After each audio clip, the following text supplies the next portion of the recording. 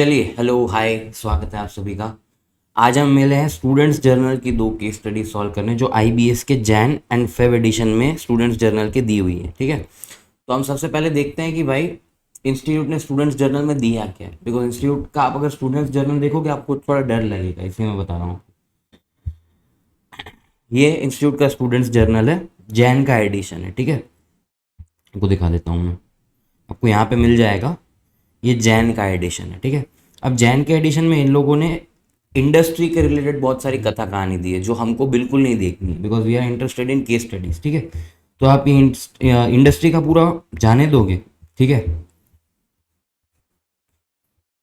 About case studies जाने दो। यहाँ पे आपको पहली केस स्टडी दिखेगी दक्षिण फर्टिलाइजर्स की, इसको आप जाने दो जाने दो जाने दो जाने दो।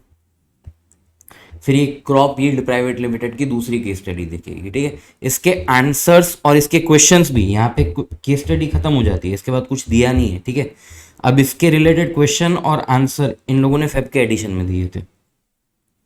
यहाँ पे फिर दोनों केस स्टडी का सिनॉप्सिस दिया है जो हमारे लिए रेलेवेंट नहीं है, बिकॉज पूरी केस स्टडी तो पिछले एडिशन में दी है। ठीक है, अब यहाँ से क्वेश्चंस केस स्टडी 1 चालू होता है, फिर उसके आंसर से, फिर केस स्टडी 2 है उसके आंसर से। ठीक है, तो मैंने क्या किया है, यहाँ पे क्वेश्चन और आंसर को ढंग से मर्ज कर दिया है ताकि इतनी सारी फाइल्स, इतना सारा कन्फ्यूजन ना हो। ठीक है, तो मैं ये आपको टेलीग्राम में अभी दे दे रहा हूँ, टेलीग्राम ज्वाइन कर लो, उसमें आपको ये पीडीएफ मिल जाएगी, यही एग्जाम में कैरी कर लेना। ठीक है, और चैनल को भी सब्सक्राइब कर दो। ठीक है, चलो स्टार्ट करते हैं। स्टूडेंट्स जर्नल केस स्टडी 1 है। ठीक है, सबसे पहले एमसीक्यूज पढ़ते हैं। अच्छा, इसमें 9 एमसीक्यूज दिए इंस्टीट्यूट ने। ठीक है, तो this case study is not representative to your exam case study, लेकिन 9 में से 5 आ सकते हैं, हु नोस। ठीक है, आ जा क्वेश्चंस केस स्टडी 1। सबसे पहला, with respect to fresh borrowing of 1500 crore loan for the project that is the qualifying asset, identify the commencement date. ये वो बोरोइंग कॉस्ट का क्वेश्चन है, एफआर का। ठीक है, एफआर का क्वेश्चन है। As the peer chartered accountant, what advice will CA T Ramaswamy give to CA Fiona? ये ऑडिट का क्वेश्चन है।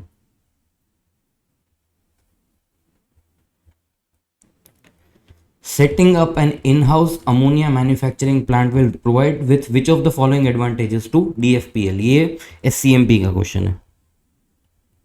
ठीक है, while implementing the reporting mechanism to gather information about various non-financial considerations that Mr. Panchal wants to track in order to develop the KPI report, which of the following are potential hurdles that he faces while carrying out this exercise? ये भी SCMP का question है। ठीक है,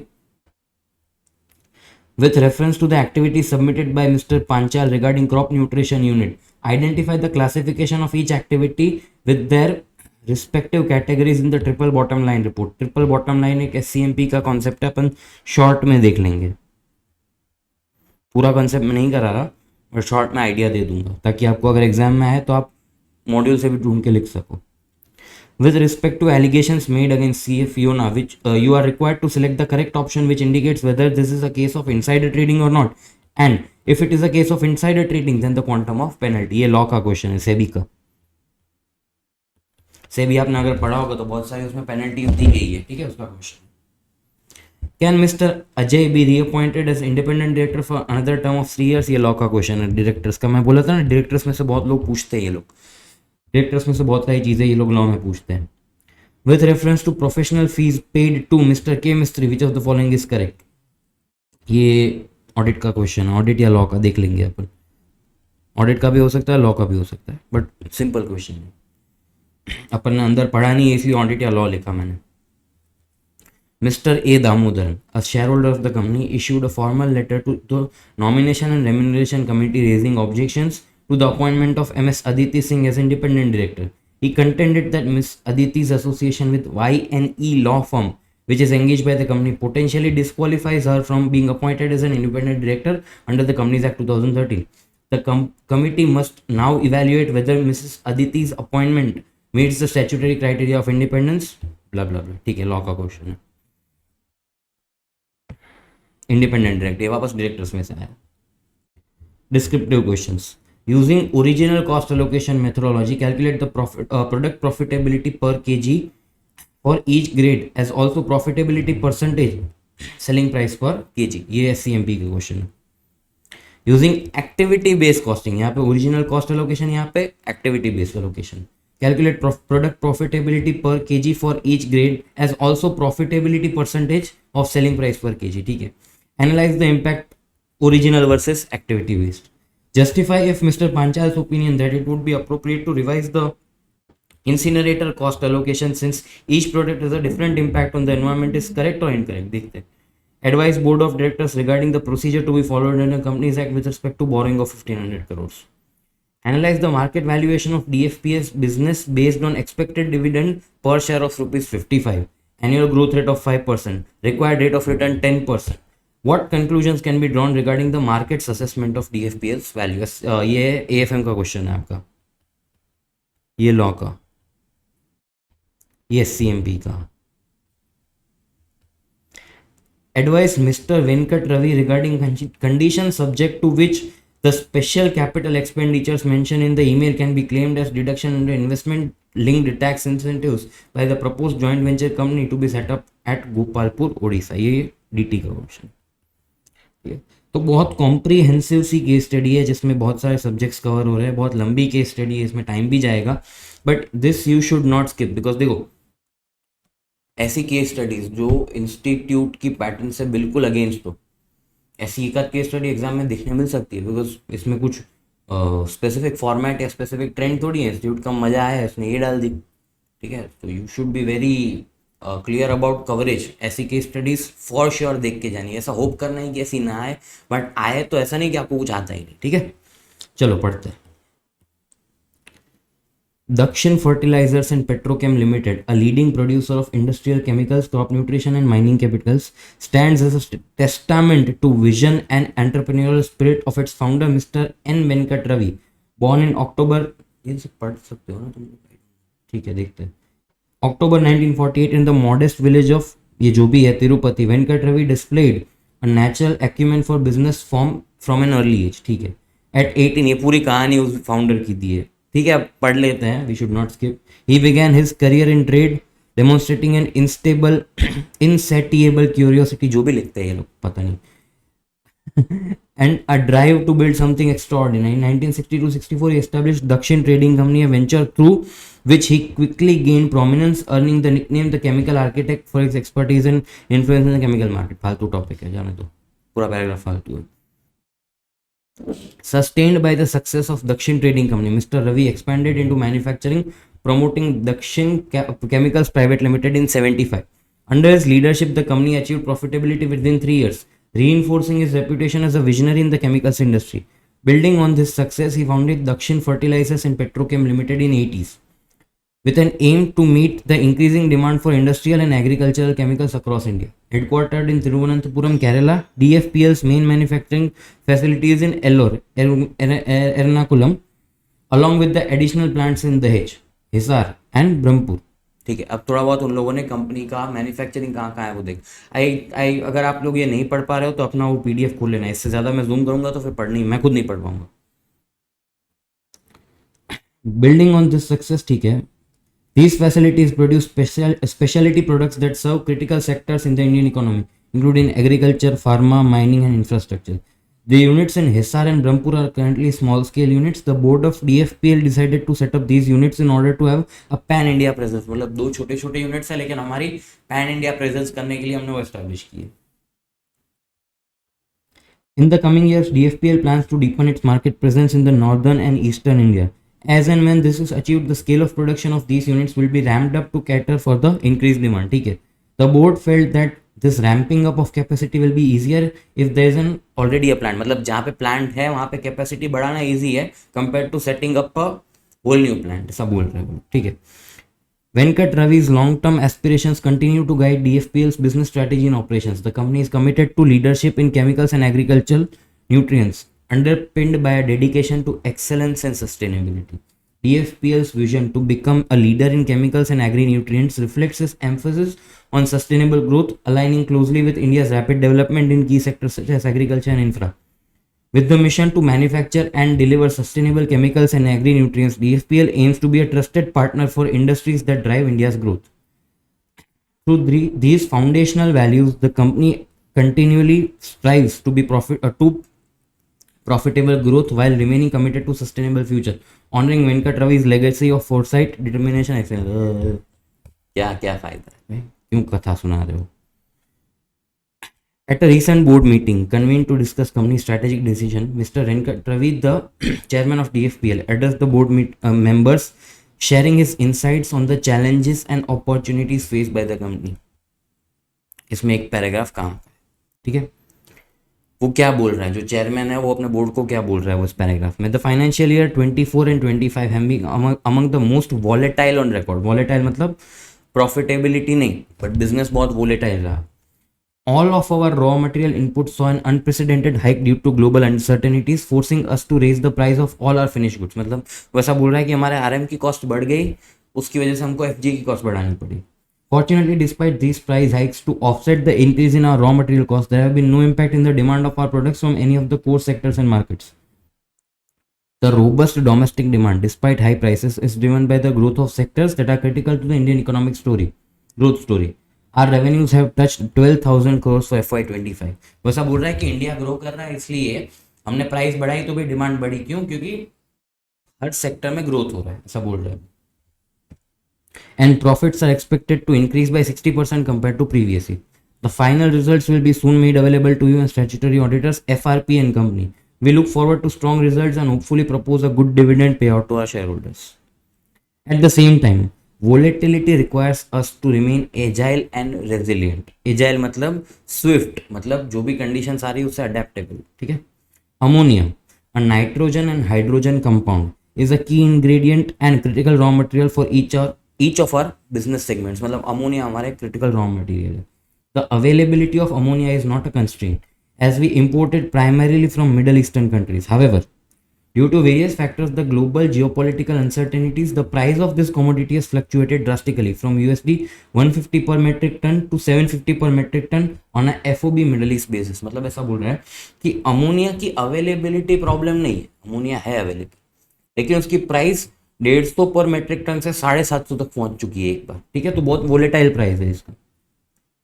Adding to the complexity is the challenge of transporting the raw material from Kochi to Ernakulam to our manufacturing facility in Ellore, on the outskirts of Ernakulam. Out of our total requirement of 1600 metric tons per day, we meet almost 80% through imports, requiring the safe movement of 65,000 trucks annually to Ellore. मतलब वो ऐसा बोल रहा है कि middle east से मेरी manufacturing facility, मतलब मिडल ईस्ट से पोर्ट तक, पोर्ट से मेरी मैन्युफैक्चरिंग फैसिलिटी तक, मिडल ईस्ट से पोर्ट तक, पोर्ट से मेरी मैन्युफैक्चरिंग फैसिलिटी तक मुझे बहुत सारा मूवमेंट करना पड़ता है, because 80% of our requirement is imported. और कितना मूवमेंट करना पड़ता है भाई? 65,000 ट्रक्स जितना मूवमेंट करना पड़ता है मुझे एवरी ईयर. ठीक है. Given the operational and logistical challenges, I propose setting up our own ammonia manufacturing plant with a capacity of 1500 metric ton per day, metric ton per day, MTPD मतलब metric ton per day at Ellore within our current manufacturing complex. वो ऐसा बोल रहा है कि 80% of our requirement is imported. Import से क्या होता है? एक तो प्राइस फ्लक्चुएशन है, प्राइस फ्लक्चुएशन है. दूसरा करेंसी फ्लक्चुएशन, यहाँ पे बोला नहीं है बट वो है. ठीक है, डॉलर में प्राइस डोमिनेटेड है. तीसरा लॉजिस्टिकल बहुत ज़्यादा चैलेंजेस है. क्यों? 65,000 पर एनम ट्रक मुझे मूव करने पड़ते हैं. तो एक काम करते हैं, इसको मारते हैं गोली. अपना 1500 मेट्रिक टन पर डे की कैपेसिटी वाला अमोनिया मैन्युफैक्चरिंग प्लांट अपन हमारी जो मैन्युफैक्चरिंग फैसिलिटी का कंपाउंड है उसके बाजू में बना देते हैं. कौन बोल रहा है? जो भी बोल रहा है. Our Ellore facility already has a well-established natural gas pipeline, which is a key component for the production of ammonia. वहाँ पे जो नेचुरल गैस की पाइपलाइन चाहिए मैन्युफैक्चरिंग के लिए वो है हमारे पास. The piped ammonia from new plant can be supplied directly to our finished goods manufacturing units within the same complex. क्यों?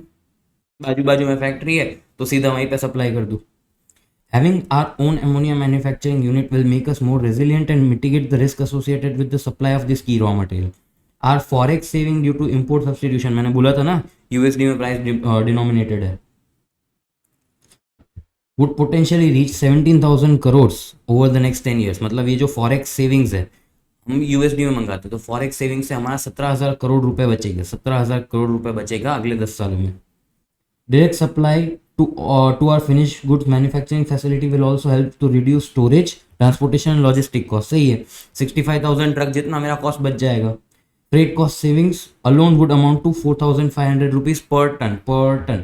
Our goals for creating an environmentally sustainable business will also be effectively supported by this project. Currently, none of our competitors have capability to set up such large ammonia manufacturing plant within India.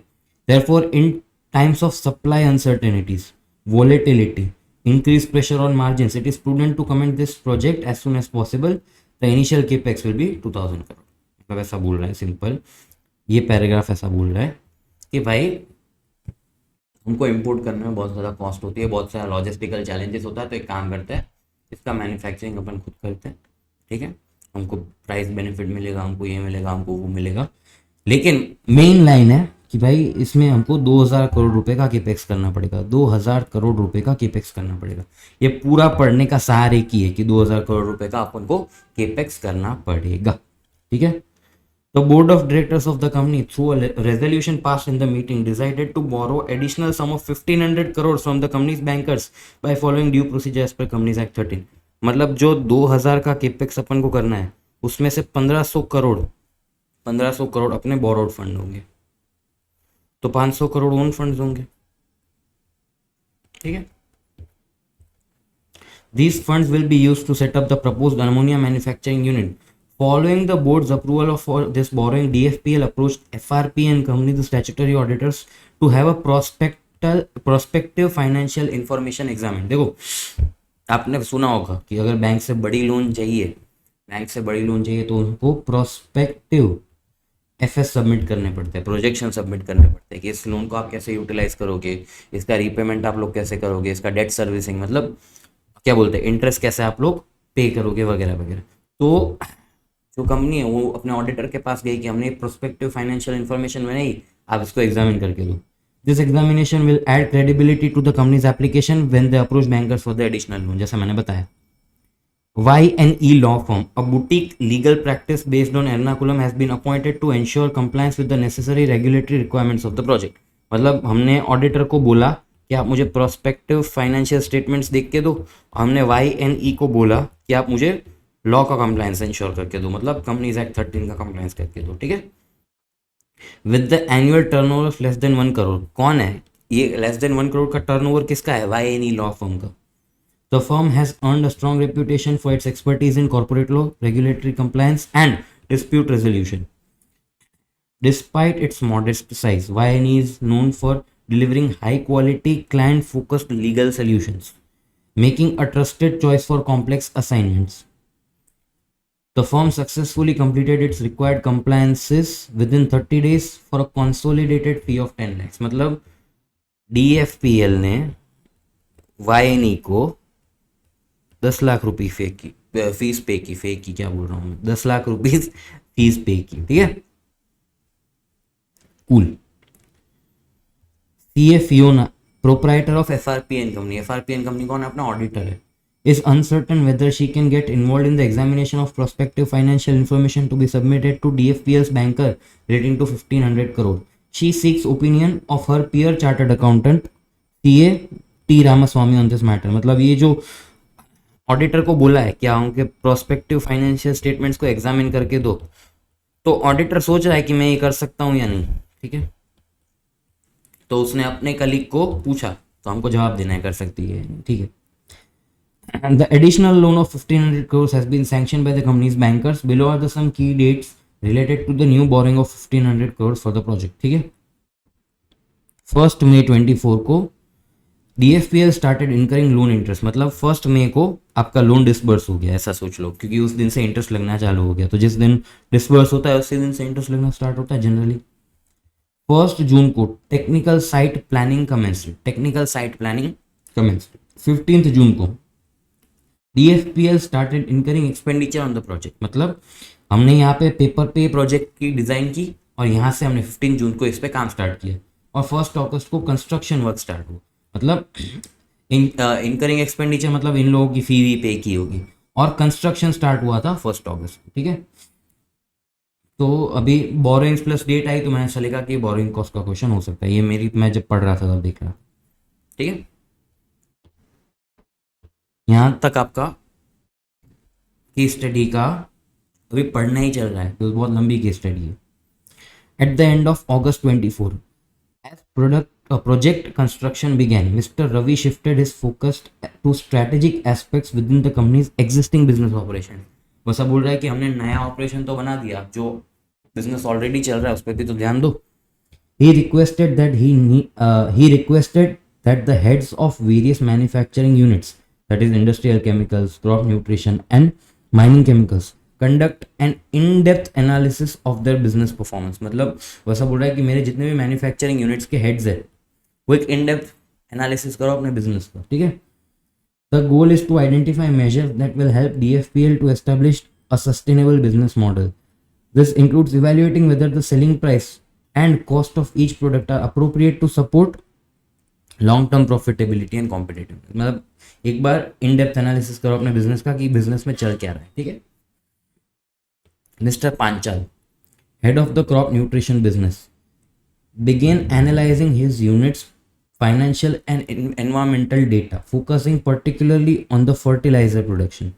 मतलब मेरे 3 business है, उसमें से मैं एक head को अभी पढ़ रहा हूँ कि वो क्या कर रहा है, और उसका एक बिजनेस, ठीक है, कि वो अपने एक बिजनेस फर्टिलाइजर प्रोडक्शन में वो क्या कर रहे हैं।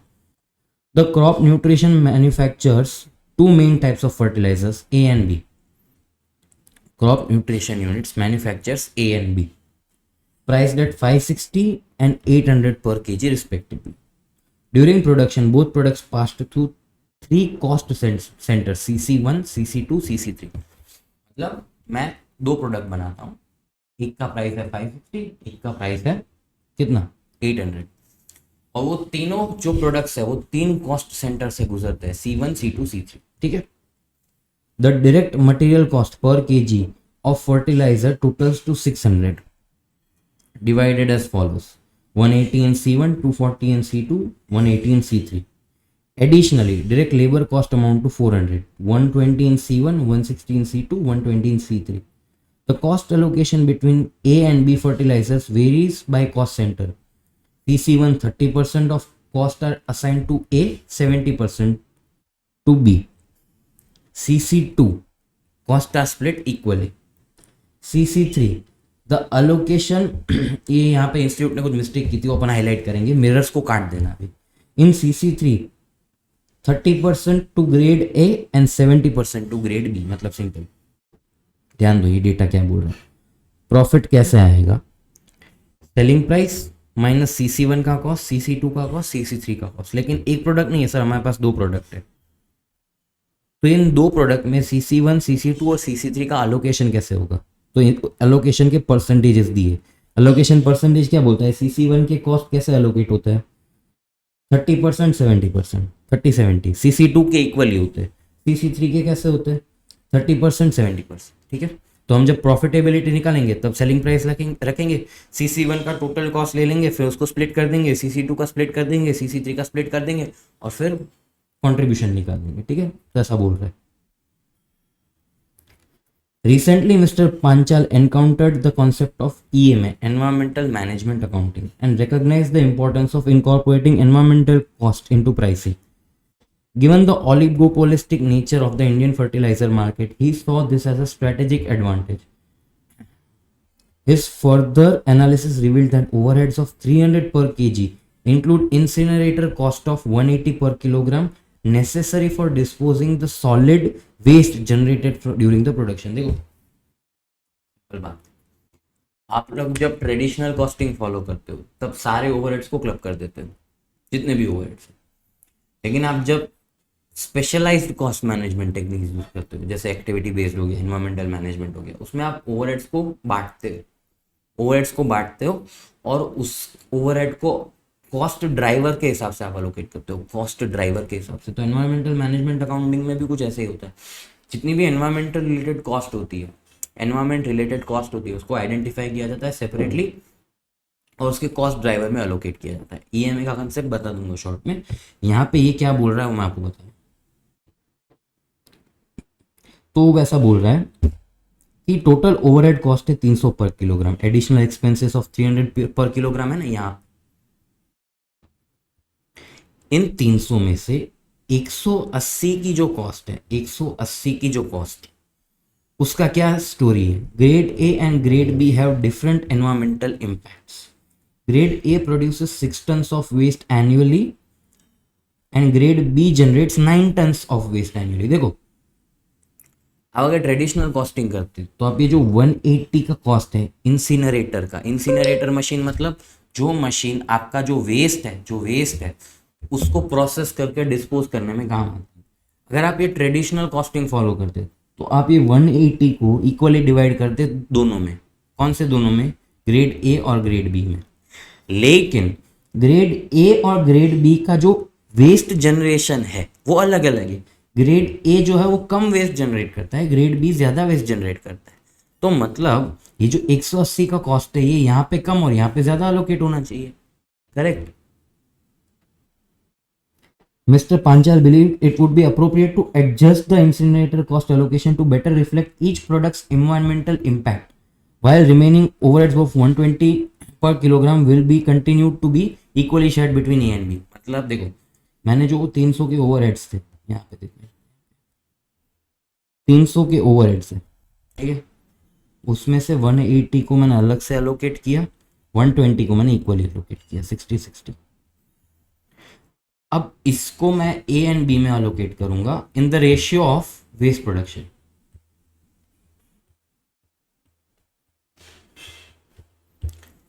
इससे मुझे एक बेटर आइडिया मिलेगा कि दोनों प्रोडक्ट्स का जो एनवायरमेंटल इम्पैक्ट है वो क्या है, दोनों प्रोडक्ट्स का क्या एनवायरमेंटल इम्पैक्ट क्या है। ठीक है। Public perception of fertiliser and petrochemical industry is that it is a major contributor to the environmental pollution. सही है, जो फर्टिलाइजर मैन्युफैक्चर करते हैं वो सबसे ज्यादा पॉल्यूशन करते हैं। This is due to the release of harmful chemicals into the environment. सही है, land, water and air. The emission of greenhouse gases is a major contributor to the climate change which has wreaked havoc globally. Mr. Ravi realizes that the future of business depends on creating a sustainable and environmentally friendly business model. Further, DFPL is a large company that supports the livelihood of roughly 5,000 employees. Mr. Ravi wants DFPL to be a good corporate citizen and has undertaken several CSR initiatives. He has requested the unit heads of 3 units to list their division CSR activity to which using which a triple bottom line report will be prepared. Triple bottom line report क्या होता है मैं बताऊंगा. This will be used for upcoming call with analyst investor next one to discuss the business performance. देखो, ऐसा बोल रहा है कि भाई फर्टिलाइजर जो मैन्युफैक्चरिंग कंपनीज होती है, फर्टिलाइजर मैन्युफैक्चरिंग कंपनीज जो होती है उनका ऐसा परसेप्शन है कि भाई वो बहुत ज़्यादा हार्मफुल केमिकल्स रिलीज करती है। बट कंपनी के प्रमोटर का ये मानना है कि भाई हम लोग एक गुड कॉर्पोरेट सिटीजन बनना चाहते हैं, इसलिए वो अपने बिजनेस हेड्स को बोल रहे हैं कि आपने जो जो CSR एक्टिविटीज़ की है आप उसका हम एक लिस्ट दे दो, तो हम इन्वेस्टर मीटिंग या शेयर होल्डर मीटिंग में बताएंगे कंपनी की परफॉर्मेंस के साथ कि हमने फाइनेंशियली इतना प्रॉफिट किया है, लेकिन उसके साथ हमने CSR एक्टिविटीज़ में भी इतना इतना कॉन्ट्रीब्यूट किया है। ठीक है।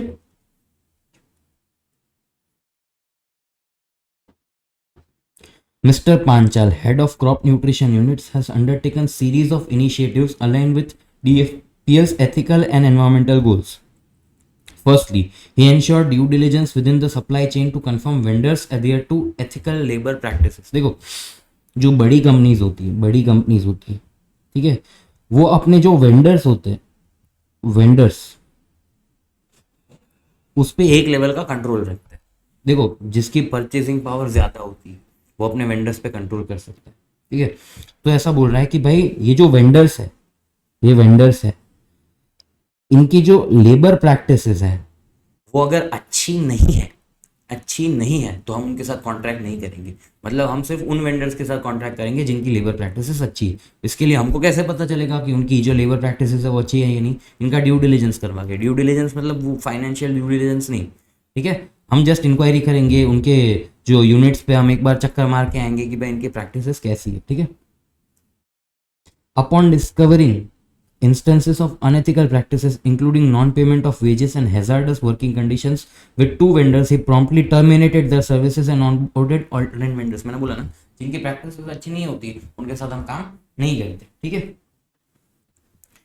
In the area of environmental responsibility, DFPL introduced state-of-art technology this year to mitigate ammonia emissions, reducing them to levels significantly below the regulatory requirements, despite the essential use of liquid ammonia in fertilizer production. मतलब हमने एक ऐसी technology बनाई जिससे जो ammonia का जो emission होता है वो रेगुलेटरी लेवल से कम हो जाए, ठीक है।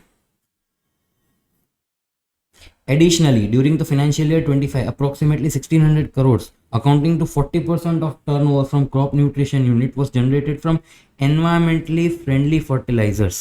मतलब हमने जो टोटल रेवेन्यू किया क्रॉप न्यूट्रिशन ने, कंपनी ने नहीं, क्रॉप न्यूट्रिशन ने उसका 40% ऐसे प्रोडक्ट्स से आया जो एनवायरमेंटली फ्रेंडली थे, 40%, ठीक है। A significant increase from previous 15 to 20% share. Moreover, Mr. Panchal has focused on enhancing the internal reporting mechanism to include non-financial metrics such as innovation, brand equity, and competitor activities, thereby integrating external market considerations. He has submitted these activities to Mr. Ravi's secretary for inclusion in the triple bottom line report. ठीक, ये उसका geographical map है, ठीक है, ये उसके core product portfolio है, ये सब देखने की ज़रूरत नहीं है, ठीक है। ये खाली प्रोडक्ट की हम अपन ने रिक्वायर्ड पार्ट पढ़ा ना, उसमें ऐसा कुछ इसका कुछ काम का लग नहीं रहा है मेरे को। की सेक्टर्स, ठीक है। बैलेंस शीट अपन को जब वो 1500 करोड़ वाला लोन वाला क्वेश्चन सॉल्व करना आएगा तब देख लेंगे, अभी कुछ देखने की ज़रूरत नहीं। ये भी जब क्वेश्चन आएगा तब देख लेंगे, अभी ज़रूरत नहीं है, क्योंकि ये सब चार्ट वार्ट दिया है ना, तो अपन ने जब रिक्वायर्ड पार्ट पढ़ लिया तो हम उनको पता है कि ये तब करेंगे जब स्किप अभी कर सकते हैं, अभी पढ़ लेगा, ठीक है, क्योंकि इससे एक डायरेक्ट सोल्यूशन बनने वाला है, तो अभी नहीं पढ़ेंगे तो चलेगा। Extracts from annual report for 23-24, corporate governance की फिलोसफी दी है, बोर्ड ऑफ डायरेक्टर्स का कॉम्पोजिशन दिया है, remuneration paid to non executive directors दिया है, और बाकी थोड़ा बहुत इन्फॉर्मेशन देखते चलो। Philosophy on corporate governance. Effective corporate governance practices form the strong foundation on which successful commercial enterprises are built to endure.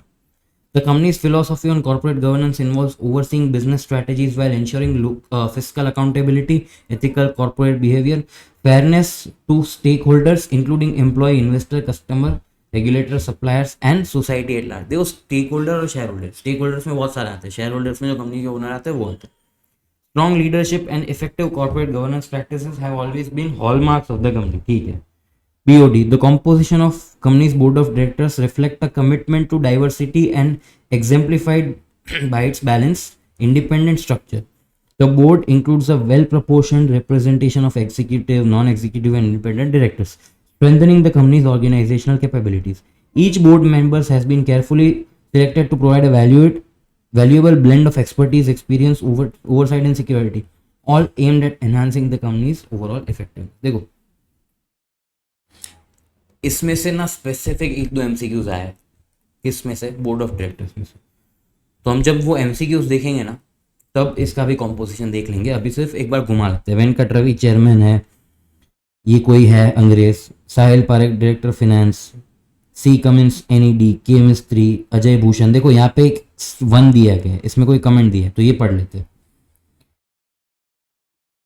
Ajay Bhushan का पढ़ लेते हैं। His initial appointment as independent director was in the form of 1 year and followed by a reappointment for another term of 3 years, which ended on 30 July 24. Based on the recommendation of the NRC and after taking into account the performance evaluation of his 4 years and considering his knowledge, acumen, expertise, experience, and the substantial contribution he brings to the board, the committee has recommended to appoint the appointment of Mr. Ajay to the board for an additional term of 3 years.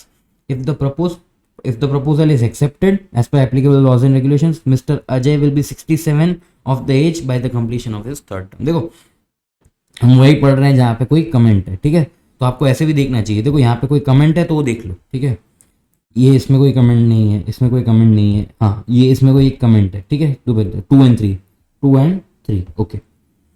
In the board meeting held on 2nd February 24, the board recommended appointment of Mr. जो भी है as independent directors of the company for the first term of 3 consecutive years effective from 2nd February, ठीक है। 4 यहाँ पे 4 दिखा ना आपको, ये 4 का कमेंट है, वो देख लेते हैं। The board, via circular resolution on 21st February 24, recommended the appointment of Mr. Siva Ganeshan as independent director of the company for the first term of 3 consecutive years with effect from 20th February 24. ये circular resolution से आए हैं। by Aditi Singh. The board proposes to appoint Aditi Singh as independent director of the company for her first term of 3 years with effect from जो भी है. Prem Chakrabarti. Mr. Prem Chakrabarti, upon completion of first term as ID, ceased to be directors of the company. ठीक है. और ये लीला Poonawalla upon completion of first term as ID ceased to be director of the company. जो भी, ठीक है. The board recommends the appointment, reappointment to the shareholder. Notice convening 43rd AGM to be held on 9th September 25 sets out the details. मतलब देखो board of का directors का composition भी है, उसमें जो जो भी स्पेशल रिमार्क्स थी वो अपन ने देख ली, जो जनरल रिमार्क्स थी वो अपन ने नहीं देखी. ठीक है. Remuneration paid to NED. Mr. K. Mistry, NED of the company, also provides professional consultancy services under formal contract with the company. In his role as a consultant, he offers expert guidance on the matter related to environment, health and safety, plant operation, pollution control, and related activities across the company's various facilities. For his consultancy services, the company has paid a professional fee of 25 lakh during the FY24.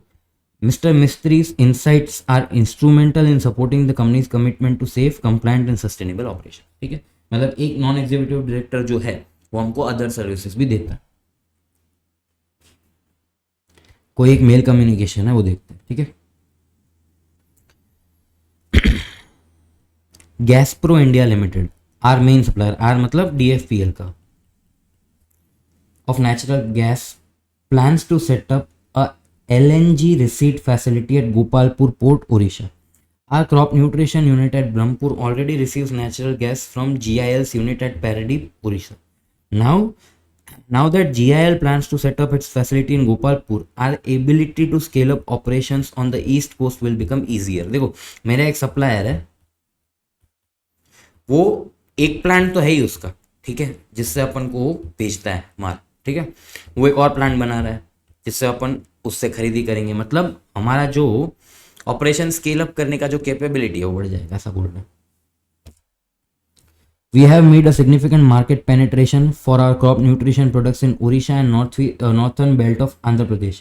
I plan to start a bigger unit with capacity of 10 lakh metric ton per year in Gopal. देखो हमारा एक vendor है, उससे अब हमको increased goods मिलेंगे, goods service जो भी है मिलेंगे.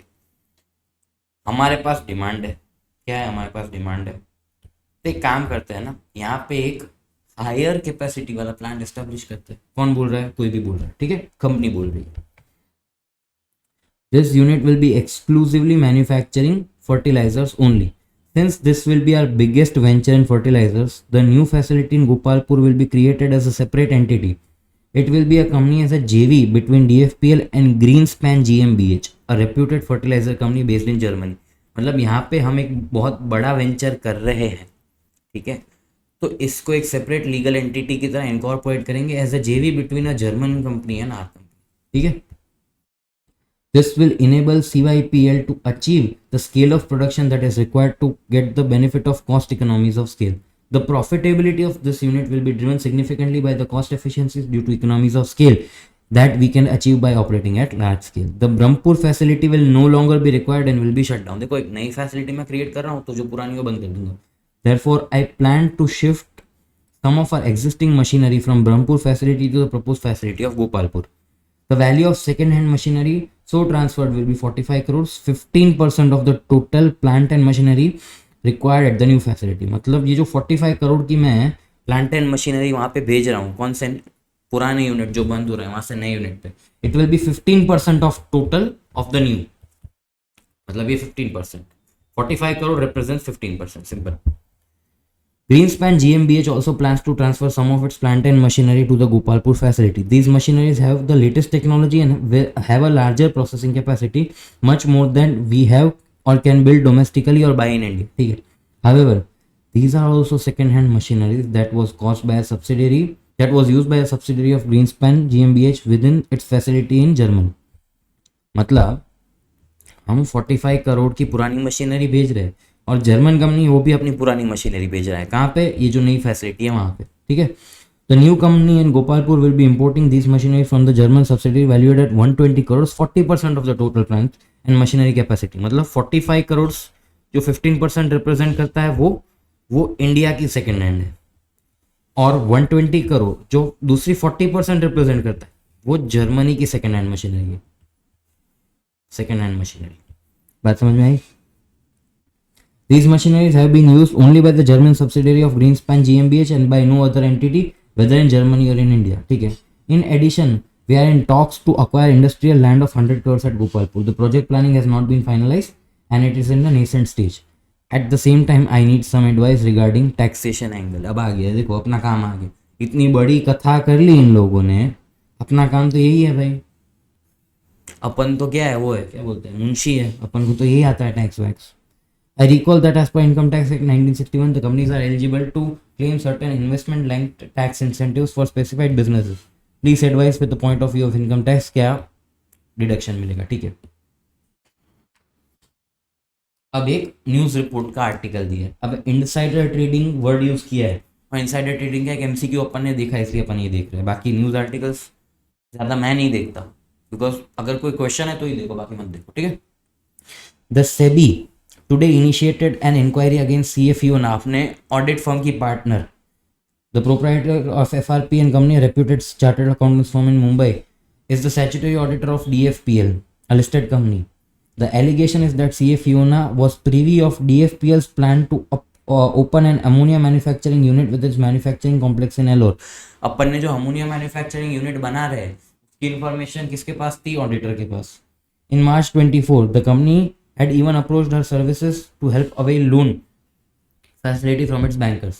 This project is of vital importance since it enables the company to build substantial agility and robustness in its operations due to substantial cost advantages as well as unbeatable competitive edge over competitors. However, as soon as she became privy of this information in the month of March 24, CFO shared this information with Mr. A. Sahu, a stockbroker who trades in both NSE and BSE. देखो, company एक ammonia manufacturing unit establish कर रही है, जिसका पता किसको चला? सीएफईओ को। उसने बता दिया ए साहू को, जो कौन है? ट्रेडर है, ठीक है। At the time of passing this information was not available in public domain through the company. Following this, mister A Sahu took positions on DFPL share, and when the share price rose in the month of May 24, he netted the profits approximately of 3 crore. मतलब simple, इस trader को 3 करोड़ का फायदा हो गया इस information से। बस हमें लंबा लंबा लिखा है, सेंस यही है कि 3 करोड़ का फायदा हो गया। This incident came to light following an independent investigation launched by SEBI against Mr. Sahu, who was under the scanner for irregularities related to insider trading deals of other companies as well. मतलब ये जो साहू है वो दूसरे companies के लिए भी insider trading, दूसरे कंपनी के शेयर्स में भी इनसाइडर ट्रेडिंग करता था। उस पर इंक्वायरी बिठाई किसने? सेबी ने। तो पता चला कि भाई इसमें भी उसने किया है। SEBI has claimed that it has evidence against CF Fiona in the form of email and telephonic conversations. CF Fiona vehemently denies these charges and has decided to appeal against such charges. She is currently cooperating with the authorities in this regard. हो गया, पढ़ लो 5 minute 10 minute 15 minute जितनी minute लेके तो अपन question solve, ठीक है। चलो, I hope आप लोगों ने पढ़ लिया है क्या पूरा क्वेश्चन, ठीक है। अब अपन स्टार्ट करते हैं एमसीक्यूज से। इधर, हाँ, MCQs. With respect to fresh borrowing of 1500 crore loan for the project, bracket में लिख दिया क्वालिफाइंग एसेट पर, मतलब अपन को ये असेस नहीं करना है कि ये जो प्रोजेक्ट है वो क्वालिफाइंग एसेट है या नहीं, ठीक है। उन लोगों ने बता दिया। Identify the commencement date for capitalisation of borrowing cost. इधर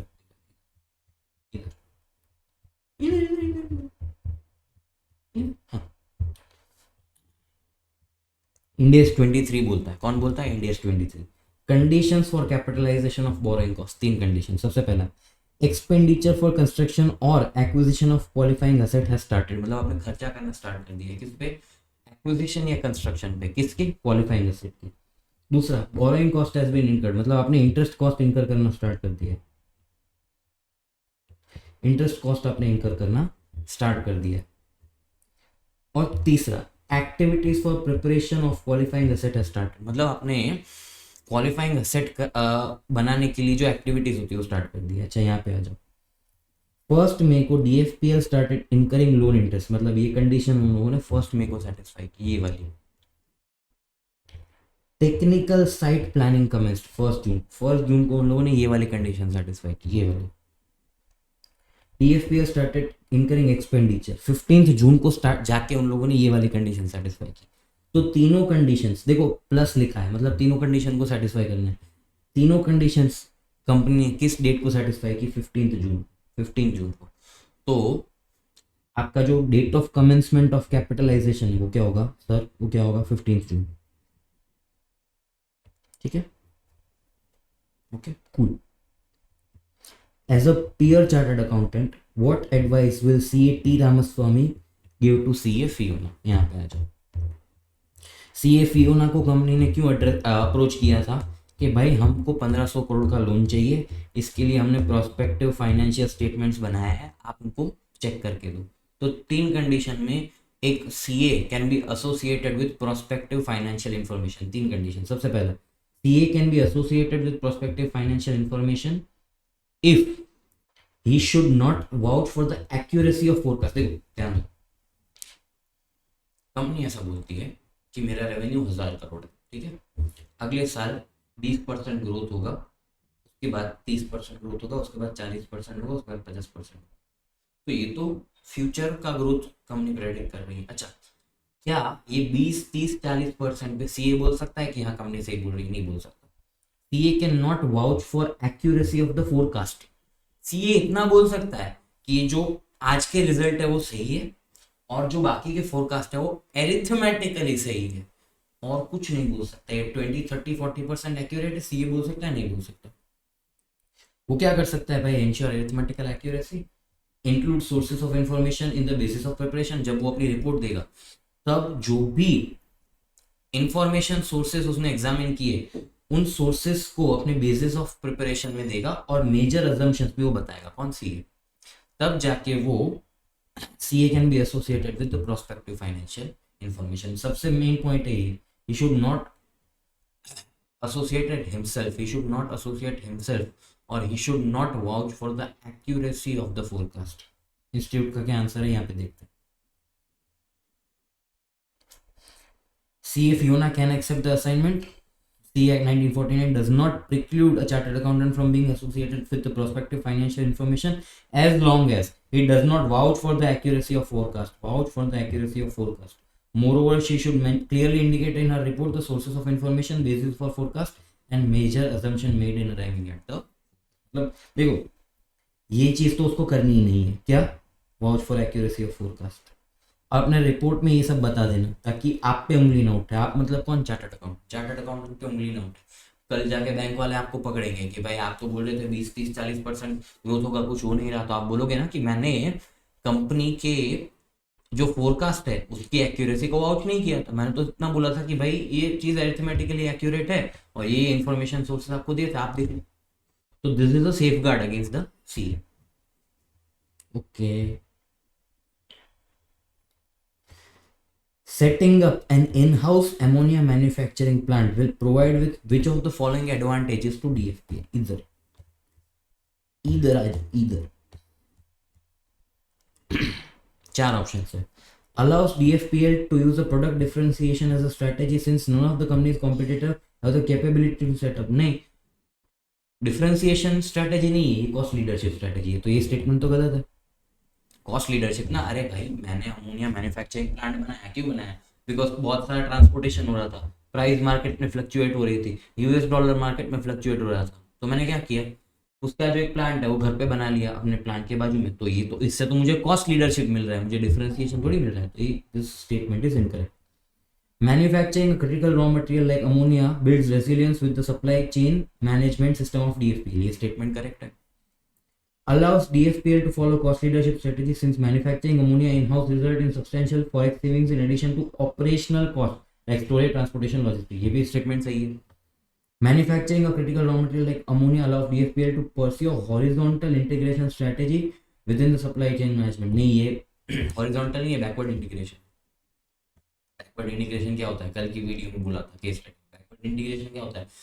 सप्लाई चेन में मैं पीछे जा रहा हूँ, अपने रॉ मटेरियल सप्लायर को अक्वायर कर रहा हूँ या उसके बिजनेस में मैं घुस रहा हूँ, तो ये तो बैकवर्ड इंटीग्रेशन है। तो ऑप्शन बी मतलब स्टेटमेंट 2 and 3 है correct. Statement 2 and 3 are correct, option B, ठीक है। While implementing the reporting mechanism to gather information about various non-financial considerations that Mr. Panchal wants to track in order to develop the KPI report, which of the following potential hurdles he will face while carrying out this exercise? Performance management वाले chapters में आप पढ़ोगे, SCMP में आप पढ़ोगे कि, और ये मैंने कहीं पे एग्जांपल दिया हुआ है, आप अगर मेरी केस स्टडी वीडियोस देखोगे कि किसी भी कंपनी का जो परफॉर्मेंस असेसमेंट होता है वो दो फ्रंट्स पे होता है, दो फ्रंट्स पे, फिनेंशियल, नॉन फिनेंशियल। फिनेंशियल मतलब प्रॉफिट कितना कमा रहा है, सिंपल, प्रॉफिट कितना, और नॉन फिनेंशियल मतलब एनवायरनमेंट का कितना ध्यान रख रहा है, सोशली अपने एम्प्लॉयज का कितना ध्यान रखना है, अपने आजू बाजू के एनवायरनमेंट का कितना ध्यान रखना है, प्रोडक्ट्स में सोसाइटी का कितना ध्यान रखना है वगैरह। I am just giving you normal terms ताकि इस क्वेश्चन का आपको कंटेक्स्ट समझ में। तो मैं जब नॉन फाइनेंशियल फैक्टर्स को कंसिडर कर रहा हूँ तब एमसीक्यू क्या पूछ रहा है कि जो पर्सन है जो ये सब चीज़ें कंसिडर कर रहा है उसको क्या क्या हर्डल्स आएंगे। सबसे पहले क्या क्या हर्डल्स आएंगे, ये सब देखो। प्रॉफिट तो क्या है, अपन ट्रांजैक्शंस करते हैं, फाइनेंशियल स्टेटमेंट्स बनते हैं, उससे प्रॉफिट आता है। लेकिन ये सब जो चीज़ें है इसके लिए, इसका अगर आपको असेसमेंट करना है इसका, तो आपको क्या क्या चैलेंजेस आते हैं वो पूछ रहे हैं। सबसे पहला, time and cost involve in gathering this information should be viable and feasible. देखो फॉर एग्जाम्पल सोसाइटी में मेरे प्रोडक्ट्स का क्या परसेप्शन है, ठीक है, उसके लिए मैं क्या करता हूँ, मैं क्या कर सकता हूँ, एक एक बंदे को जाके पूछ तो नहीं सकता, मैं क्या कर सकता हूँ, ऑनलाइन देख लेता हूँ, सर्वे कर लेता हूँ। तो ये सब करने में जो टाइम एंड कॉस्ट इन्वॉल्व होती है, टाइम एंड कॉस्ट वो वायबल एंड फीजेबल होनी चाहिए। ऐसा नहीं मैं बहुत सारे टाइम और कॉस्ट इनकर कर दूँ और रिजल्ट कुछ आया नहीं आता, ठीक है। सेकंड, नॉन फाइनेंशियल कंसिडरेशन, तो ये ऑप्शन सही है, ये ऑप्शन सही है, मैंने टिक मारा है। Non financial considerations can at times have subjective attributes which make them difficult to measure. सही है भाई, नॉन फाइनेंशियल फैक्टर्स है, जैसे अभी मैं फॉर एग्जांपल एक चीज़ असेस कर रहा हूँ कि मैं अपनी कंपनी में, मेरे जो कंपनी में एम्प्लॉयज़ है उसका कंपनी के प्रति क्या परसेप्शन है, कंपनी में जो एम्प्लॉयज़ है उसका कंपनी के प्रति क्या परसेप्शन है। तो कोई बोलेगा अच्छा है, कोई बोलेगा घटिया कंपनी है, थू ऐसी कंपनी है। तो क्या है भाई, सब्जेक्टिव एट्रीब्यूट्स, ठीक है। improper choice of measures can lead the management to focus attention on wrong objectives। अच्छा, मैंने यही एम्प्लॉय वाला एग्जांपल, मैंने एक फॉर्म बनाया जिसमें मैंने 10 चीज़ें पूछी, ठीक है, कि कंपनी वर्क लाइफ बैलेंस करती है या नहीं करती, कंपनी ये कंपनी वो। तो जो मैंने मेजर्स पूछे वो सही होने चाहिए। अगर वो मैंने मेजर्स गलत पूछ लिए तो फिर उससे जो डिसीजन मेकिंग आएगा वो गलत आएगा। Decisions based on non financial measures can only help in short term, गलत गलत गलत, ठीक है। तो ये 3 चैलेंजेस है, 3 चैलेंजेस। नॉन फाइनेंशियल कंसिडरेशन में लॉन्ग टर्म के लिए डिसीजन के लिए पूछ रहा हूँ ना, तो ये 3 चैलेंजेस फेस करेगा। ये थोड़ा सब्जेक्टिव का क्वेश्चन, सब्जेक्टिव नहीं, थोड़ा वो वाला क्वेश्चन है, इसमें कोई कंसेप्ट नहीं, आप ऐसे भी बता सकते थे। हेलो, सही है, 1, 2 and 3 correct. MCQ 4, with reference to activities submitted by Mr. Panchal regarding the crop nutrition unit, identify the classification of each activity with the respective categories in the triple bottom line report। आजा, triple bottom line 2 minute में easily बता रहा हूँ, छोटा सा ही topic है।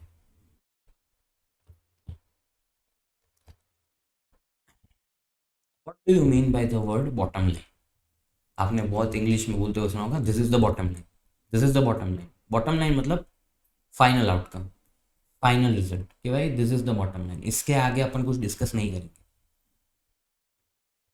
एक company को आप जब फाइनेंशियली असेस कर रहे हो, तो उसकी बॉटम लाइन क्या होती है, प्रॉफिट। कि कंपनी कितना प्रॉफिट कमाती है, ये उसकी बॉटम लाइन है। ट्रिपल बॉटम लाइन बोलता है नहीं सिर्फ प्रॉफिट, 3 बॉटम लाइन होनी चाहिए, profit, planet, people. Not just 1 P profit but 3 P's, planet, people and profit. Profit तो आपका बॉटम लाइन है ही, this is your bottom line, लेकिन उस बॉटम लाइन में और दो बॉटम लाइन ऐड कर दो, कौन सी, प्लैनेट और पीपल। मतलब आप प्रॉफिट कमाते कमाते अपने लोगों का कैसे ध्यान रख रहे हो, अपने एनवायरमेंट का कैसे ध्यान रख रहे हो, लोगों का कैसे ध्यान रख रहे हो, एनवायरमेंट का कैसे ध्यान रख रहे हो, ठीक है। To add an element of sustainability we add two other bottom lines apart from profit, that is planet and people, ठीक है। अच्छा ध्यान देना, मेरी जो कंपनी है वो अपने लोगों का ध्यान रखती है और प्रॉफिट कमाती है, लोगों का ध्यान रखती है और प्रॉफिट कमाती है, तो कंपनी को मैं बोलूंगा इक्विटेबल, कि कंपनी प्रॉफिट मेकिंग है और अपने लोगों का ध्यान रखती है। कंपनी अपने लोगों का ध्यान रखती है और एनवायरमेंट का ध्यान रखती है, प्रॉफिट नहीं कमाती, प्रॉफिट नहीं कमाती, लोगों का ध्यान रखती है और क्या करती है, प्लैनेट का ध्यान। तो कंपनी को बोला जाएगा बेरेबल, मतलब ये कंपनी ऑपरेट कर रही है तो सहन कर सकते हैं इस कंपनी को, क्यों, एनवायरमेंट को कोई नुकसान नहीं कर रहे, लोग खुश है। एक कंपनी प्रॉफिट कमाती है, एनवायरमेंट का ध्यान रखती है, लोगों को अच्छे से ट्रीट नहीं करती, रिलायंस टाइप, जो लोग रिलायंस में काम कर रहे हैं या करने वाले हैं आप लोग समझ, ठीक है। प्रॉफिट कमाती है और प्लैनेट का ध्यान रखती है, वायबल, कंपनी वायबल। जब कंपनी तीनों का ध्यान रखेगी, वेरिएबल भी होगी, इक्विटेबल भी होगी, वायबल भी होगी, तो उसको सस्टेनेबल बोलेंगे। मतलब ये कंपनी आगे जाके ग्रोथ भी करेगी और सस्टेनेबल ग्रोथ करेगी। सिर्फ वेरिएबल कंपनी नहीं चाहिए मुझे, क्योंकि वो कंपनी प्रॉफिट नहीं कमा रही। सिर्फ इक्विटेबल कंपनी नहीं चाहिए, क्योंकि वो प्लैनेट का ध्यान नहीं रख रही, ठीक है। सिर्फ वायबल कंपनी नहीं चाहिए, क्योंकि उसमें लोग खुश नहीं है। मुझे एक सस्टेनेबल कंपनी चाहिए जो तीनों चीज़ों का ध्यान रखे, ठीक है। तो एक चार्ट है, ये चार्ट का मैंने आपको मतलब बता दिया, और इस चार्ट को बोलते हैं dimensions of a decision, dimensions of a decision. अब ध्यान दो यहाँ, अब कुछ नहीं, इन एक्टिविटीज को अपन को पी में क्लासिफाई करना, अब तो फालतू हो गया, कुछ नहीं। Due diligence of vendors within the supply chain to ensure compliance with ethical business practices. Due diligence of vendors, मैंने बोला था कि मैं वेंडर्स का ड्यू डिलिजेंस करवाता हूँ, और अगर वहाँ पे कोई लेबर प्रैक्टिसेस अच्छी नहीं है तो मैं उस कंपनी के साथ डील नहीं करता हूँ। तो मैं कौन से डायमेंशन का ध्यान रख रहा हूँ, पीपल वाले डायमेंशन, कि मैं ऐसे लोगों के साथ काम नहीं करता जो अपने लोगों को अच्छे से ट्रीट नहीं करते। Development of state of art technology to reduce emissions of ammonia to negligible levels much below the regulatory requirements, much below the regulatory requirements. मैं किसका ध्यान रख रहा हूँ, प्लैनेट का, एमिशन को कम कर रहा हूँ, प्लैनेट का ध्यान रख रहा हूँ। Increasing contribution of economically friendly fertilisers to the total turnover of crop nutrition unit, increasing the contribution of what, environmentally friendly products. अच्छा, इंक्रीजिंग कॉन्ट्रीब्यूशन, प्रॉफिट, इसमें मैं इसका भी ध्यान रख रहा हूँ प्लैनेट का, क्यों, एनवायरमेंटली सेफ प्रोडक्ट्स है, लेकिन मैं यहाँ पे तो सिर्फ प्लैनेट का ध्यान रखता हूँ, मैंने इसको ऐसे टिक मारा। Improving the internal reporting mechanism to include non financial parameters, ये तो मैं सब चीजें कर रहा हूँ ना, तो ये not relevant because this is not a particular thing. Improving the internal reporting mechanism to include non financial parameters, ये तो मैं हर जगह कर रहा हूँ, ठीक है। This is not relevant for triple bottom line reporting, triple bottom line के लिए ये तीनों चीजें रेलेवेंट, तो this is not relevant. Triple bottom line का कंसेप्ट मैंने 1-2 मिनट में आपको बताया, आपको अगर पढ़ना है तो आप मॉड्यूल से पढ़ सकते हो, मॉड्यूल में भी इसका छोटा सा एक आधा पेज ही है, तो फटाफट हो जाएगा। बट आई थिंक जैसे आपको आइडिया आ गया, तो कोई ऐसा MCQ आता है तो आप लोग सॉल्व कर सकते हो।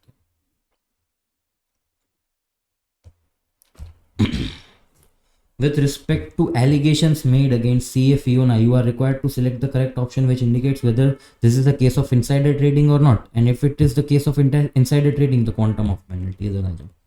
अच्छा, ऑडिटर को इनसाइडर माना जाता है, माना जाता है, बिकॉज ऑडिटर के पास क्या होती है, unpublished price sensitive information. Unpublished price sensitive information किसके पास होती है, ऑडिटर के पास।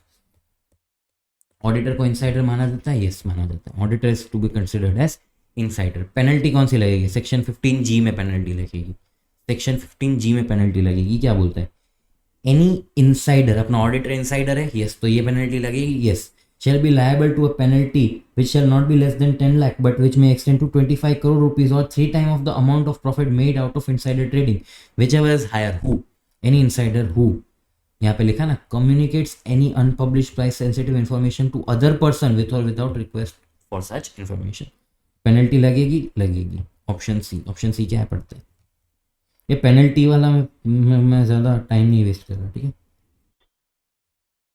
नंबर कौन सा था, हाँ, it is the case of insider trading and therefore penalty will be leviable of not less than 10 lakhs which may extend to 25 crore section 15G, ठीक है। पेनल्टी में क्या दिमाग लगाना, मैं एग्जाम में कभी पेनल्टी पढ़ के ही नहीं, स्किप ही की है मैंने, इसलिए मैं मार्क्स कमाता। Can mister Ajay be reappointed as an independent director for another term of 3 years, यहाँ पर मिस्टर अजय, यहाँ पे आ जाओ, मिस्टर अजय कौन है, एक इंडिपेंडेंट डायरेक्टर है, उसकी अपन ने स्टोरी पढ़ते हैं। His initial appointment as an independent director was for a term of 1 year, followed by reappointment of term of 3 years, which ended on 30th July 24। एक साल के लिए वो अपॉइंट हुआ था, 3 साल के लिए रीअपॉइंट हो गया, और उसकी रीअपॉइंटमेंट वाली टर्म 30 जुलाई 24 को खत्म हो गई। लेकिन वो बोल रहा है बहुत अच्छा है, बहुत एक्सपर्ट है, ये है वो है, इसलिए the committee has recommended the appointment of CA Ajay नहीं, mister Ajay for another term of 3 years. If the proposal is accepted as per applicable laws, he will be 67 by age of completion of the third. Law क्या बोलता है? Law क्या बोलता है? Independent director cannot be reappointed for 2 consecutive terms. 2 consecutive terms. अच्छा, company law में हर जगह जब टर्म वर्ड यूज होता है, आपने ऑडिट एंड ऑडिटर्स में पढ़ा, तो एक टर्म होती है, जो एक टर्म वो 5 साल की होती है। लेकिन अगर 3 साल में वो टर्म खत्म हो जाती है बिकॉज ऑफ कैजुअल वैकेंसी और एनीथिंग, तो उसको क्या एक टर्म मानेंगे? एक टर्म मानेंगे, यस। तो एक टर्म होती है वो 5 साल की होती है, एक टर्म होती है वो 5 साल की होती है, लेकिन 5 साल से कम को क्या टर्म मानेंगे? बिल्कुल मानेंगे, कंसिडर्ड एज 1 टर्म। तो independent director can not B reappointment for 2 consecutive terms. एक बार वो रीअपॉइंट हो गया, दूसरी बार उसको रीअपॉइंट नहीं कर सकते। एक बार तो यहाँ पे रीअपॉइंट हो गया ना, तो यहाँ पे उसको reappoint additional term of 3 years के लिए नहीं कर सकते। एज फैक्टर रेलेवेंट ही नहीं है इस क्वेश्चन के लिए। Age factor is not relevant for this particular question. देखो यहाँ पे, under the companies act 13 independent director can be appointed for the maximum 2 consecutive terms. 1 साल की एक थी, दूसरे 3 साल की एक थी। He can not be reappointed as independent director since he has completed 2 consecutive terms. देखो, एक साल की एंड एक 3 साल की, 2 कॉन्सिक्यूटिव टर्म्स उसने खत्म कर दिए, तो उसको रीअपॉइंट नहीं कर सकते। ठीक है, सिंपल था।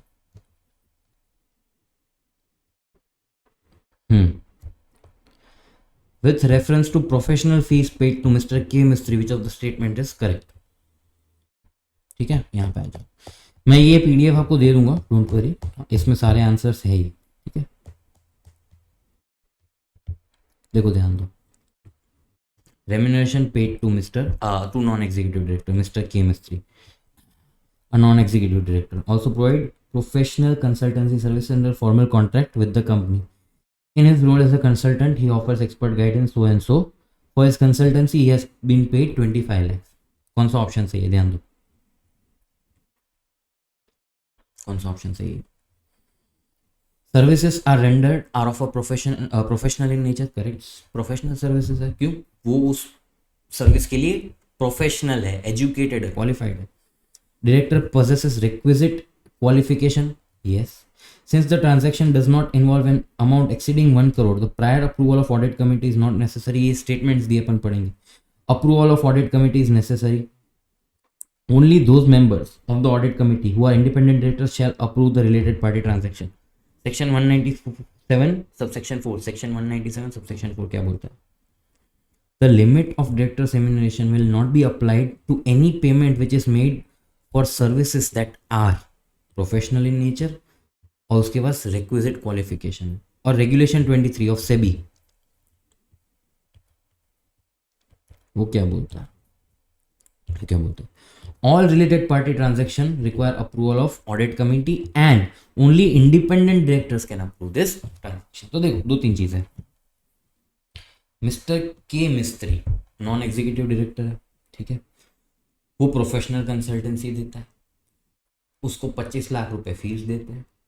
तो ये जो फीस है, ये जो फीस है क्या डायरेक्टर्स रेम्यूनरेशन में काउंट होगी?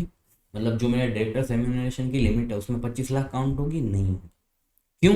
क्योंकि कंपनीज एक्ट बोलता है कि अगर वो सर्विसेज प्रोफेशनल इन नेचर है और जो सर्विस दे रहा है उसके पास वो सर्विस देने की क्वालिफिकेशन है, प्रोफेशनल क्वालिफिकेशन, तो उसको डायरेक्टर्स रेम्यूनरेशन की लिमिट में काउंट नहीं किया जाएगा। लेकिन क्या इसका अप्रूवल लगेगा related part, sorry audit committee का लगेगा। और कौन अप्रूव करेगा? सिर्फ और सिर्फ इंडिपेंडेंट। कौन अप्रूव करेगा? सिर्फ और सिर्फ इंडिपेंडेंट डायरेक्टर्स। आ जाओ ऑप्शन पढ़ते हैं, आ जाओ।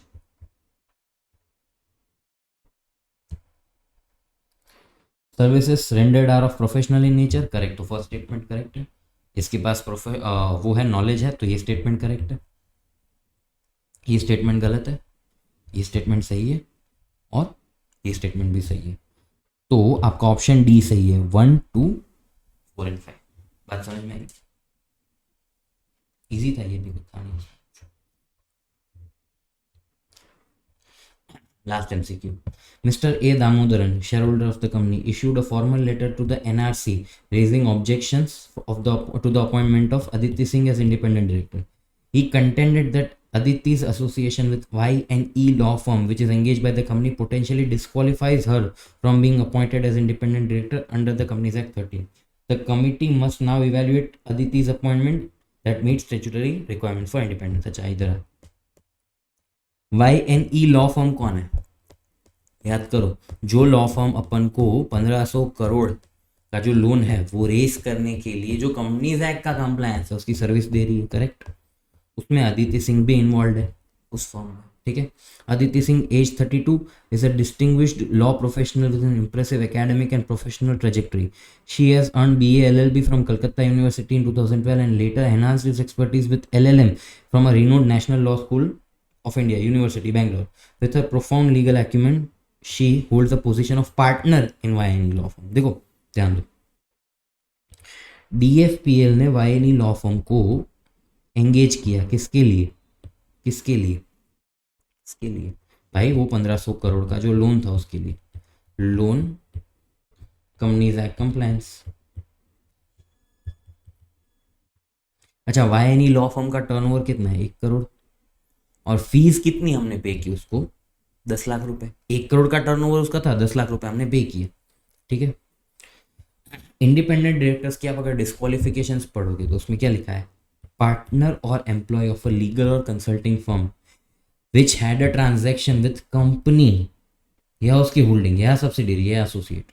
डिस्क्वालिफिकेशन ऑफ इंडिपेंडेंट डायरेक्टर पढ़ रहे हैं हम, उसमें एक ऐसा पार्टनर और एम्प्लॉय, एक ऐसी लीगल और कंसल्टिंग फर्म का जिस लीगल और कंसल्टिंग फर्म ने हमारी DFPL की सब्सिडियरी को, होल्डिंग को या एसोसिएट को सर्विस दी है, और उस सर्विस का अमाउंट क्या है? 10% or more of the firm of Y&E, of the firm, of the firm. Firm के टर्नओवर का अगर 10% या ज्यादा, 10% या ज्यादा की सर्विस दी है तो उसका पार्टनर या एम्प्लॉय हमारी कंपनी में या हमारी होल्डिंग सब्सिडियरी एसोसिएट में डिस्क्वालीफाई हो जाएगा, डिस्क्वालीफाई हो जाएगा 10% और मोर।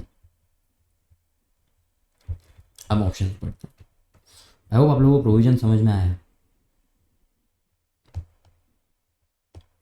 लास्ट MCQ पूछे,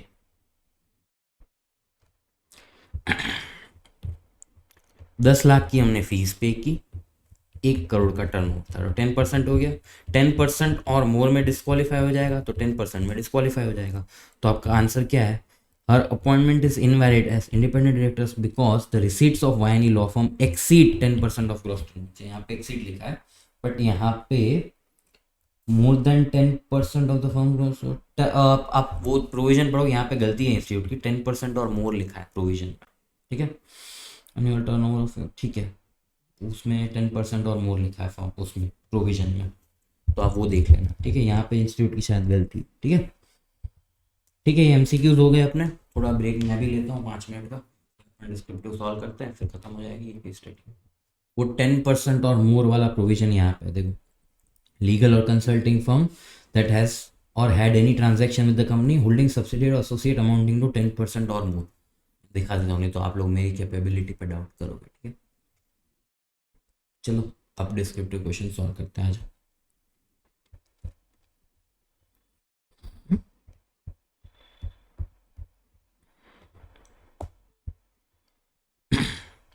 सबसे पहला, using the original cost allocation methodology calculate product profitability per KG for each grade as also profitability percentage of selling price per KG. ठीक है, देखते हैं फटाफट से, आ जाओ। ये सब डेटा कहाँ पे दिया है, ग्रेड्स का, यहाँ। यहाँ पे दिया, तो इन दो पैराग्राफ्स को आपको ध्यान से पढ़ना पड़ेगा, इन दो पैराग्राफ्स को। ठीक है, ओरिजिनल कॉस्ट एलोकेशन वाला तो आप खुद कर सकते हो, बहुत ईजी है। यहाँ पे आ जाओ, देखो ये मैं कैलकुलेटर में नहीं करवा रहा, बहुत ज़्यादा ईजी है ये। देखो सेलिंग प्राइस पर यूनिट दिया हुआ है 560-800, correct. Material cost, labour cost, overheads 300 को इक्वली बांटना है। ठीक है, मटेरियल कॉस्ट देखते हैं। मटेरियल कॉस्ट है 600 रुपये, करेक्ट। उसमें से CC1 का जो कॉस्ट है वो 180 है, CC2 का 240 है, CC3 का 180 है। उसमें आपको बोला गया है कि उसको आपको ए और बी में डिवाइड करना है, ए और बी में डिवाइड करना है। किस रेशियो में, ये 30% है, ये 70% है। कैसे आया, 180 का 30% करना है,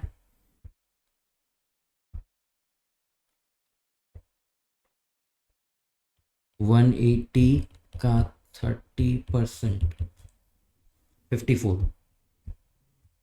करेक्ट, 54। और 180 का 70%, 126, करेक्ट। फिर CC2 में उन्होंने बोला है कि अलोकेशन इक्वल होगा, CC3 में उन लोगों ने बोला है कि अलोकेशन मिरर होगा। अब मिरर इमेज मतलब ऑपोजिट होता है, तो यहाँ पे 70, यहाँ पे 30 होना चाहिए, यहाँ पे 70, यहाँ पे 30 होना चाहिए। लेकिन इंस्टीट्यूट ने मिस्टेक कहाँ पे की है वो बताता हूँ। मैंने इंस्टीट्यूट को मेल भी लिखा था इसका, लेकिन उन्होंने कुछ करेक्ट नहीं किया।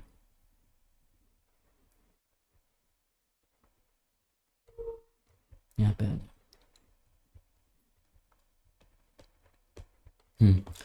ये मिरर्स वर्ड मैंने कटवा दिया, और वहाँ पे उन लोगों ने 32 ग्रेड ए, CC3 का 32 ग्रेड ए और 72 ग्रेड बी ही किया है। मतलब मिरर उल्टा होना चाहिए, एक्चुअली 70-30 होना चाहिए, बट इन लोगों ने 30-70 किया है। We will stick to what institute has done. ठीक है, तो 30-70।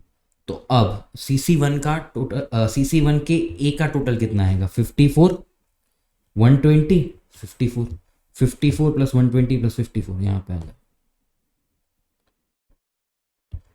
54 प्लस 120 प्लस 54, 228। और फिर दूसरा क्या है, 126, 120, 126,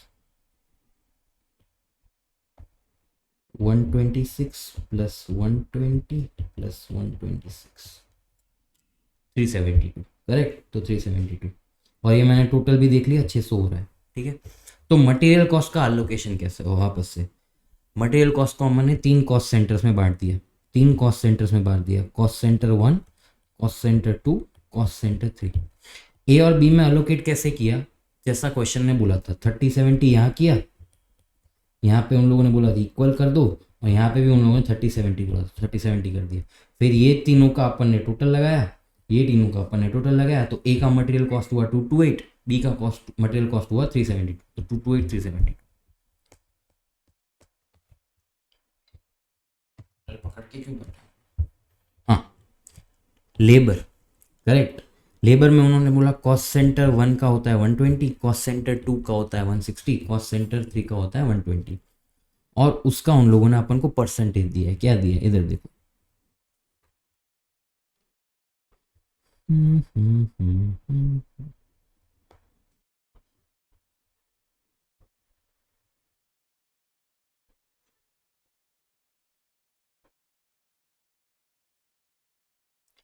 Direct labor cost amount to 400 per kilogram allocated as 122 CC1, 162 CC2, 122 CC3.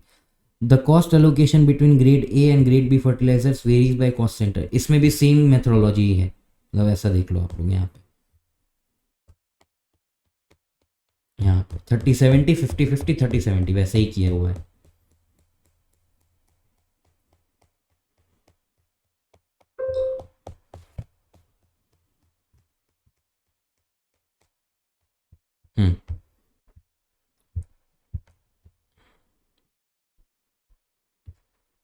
120 का 30% और 120 का 70%। 3620 ए भाई क्या कर रहा है, 120 का 70% 84, पागल है ये भी। हाँ तो ये 3684। फिर CC2 का इक्वल बोला है तो इक्वल कर दिया, CC3 का 3684। तो वापस से लेबर में कैसे किया, 400 को 3 पार्ट में डिवाइड किया, 120, 160 और 120। ये कहाँ पे दिया है क्वेश्चन में, और उसका रेशियो कहाँ पे दिया है क्वेश्चन में, 30-70, 50-50 और यहाँ पे भी 30-70। टोटल लगा लिया 36, 80, 36। देख लेते हैं, 36 प्लस 80 प्लस 36 152। ये 152 हो गया, ये 248 हो गया। तो लेबर कॉस्ट कैसे आई, 152 248। ओवरहेड्स सॉरी यहाँ पे सॉरी यहाँ पे 152 248। ओवरहेड्स 300 का वो बोल रहे हैं इक्वली डिवाइड कर लो, ट्रेडिशनल कॉस्ट एलोकेशन में ओवरहेड्स बोल रहे हैं इक्वली डिवाइड कर लो। तो निकाल लो डिफरेंस, क्या आता है, प्रॉफिट पर यूनिट 30-30 आया, दोनों का इक्वली 30-30 आया, और ये परसेंटेज आ गया सेलिंग प्राइस का परसेंटेज निकाला, 30 डिवाइड बाई 560। सेलिंग प्राइस का परसेंटेज 30 डिवाइड बाई 560 इंटू 100, 5.35, 5.36%, 3.75%। ये परसेंटेज उन्होंने निकालने बोला था, अपन ने निकाल, करेक्ट। अच्छा दूसरा, using activity based costing methodology. अच्छा क्या बोला है, calculate product profitability per KG for each grade and also profitability या सेलिंग प्राइस पर केजी। यहाँ पे आ जाओ, ये activity based allocation, selling price same, material cost भी सेम ही रहेगा, कि मटेरियल लेबर में कुछ नहीं है। एक्टिविटी बेस्ड कॉस्टिंग लगता किस पे, ओवरहेड पे। लेबर कॉस्ट भी सेम रहेगा जो अपन ने ऊपर कैलकुलेट किया। ओवरहेड्स पे आ जाओ, यहाँ पे 300 का ओवरहेड है, ठीक है। अपन ने यहाँ पे एक इंफॉर्मेशन अपन को एडिशनली इन लोगों ने दी है, क्या दी है यहाँ पे, वो बोल रहा है कि 300 में से 180 का जो इंसिनरेटर कॉस्ट है उसका जो इम्पैक्ट है वह ए और बी पे वो अलग है। जो ए है वो 6 टन वेस्ट जनरेट करता है, और जो बी है वो कितना जनरेट करता है, 9 टन वेस्ट। और इसका फिर अलोकेशन भी दिया कि ये 6 टन है, उसमें से CC1 2 टन, CC2 3 टन और CC3 1 टन, और ये 9 में से 2 2 5। तो अपन को अब जो 300 में से 180 है उसको इस रेशियो में बांटना पड़ेगा। कैसे बांटेंगे, यहाँ पे आ जाओ।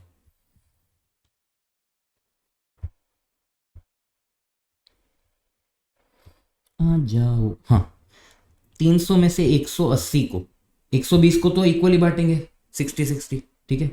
300 में से 180 को कैसे बांटेंगे, यहाँ पे आ जाओ, यहाँ पे आ जाओ, यहाँ पे आ जाओ।